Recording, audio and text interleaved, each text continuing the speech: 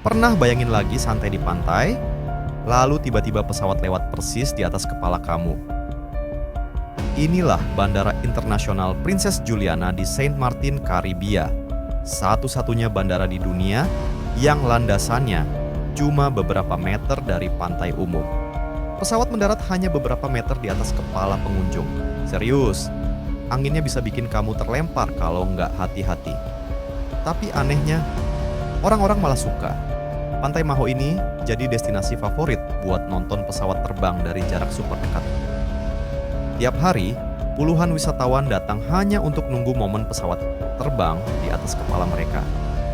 Gila banget kan? Kalau kamu ke Karibia, wajib mampir ke sini.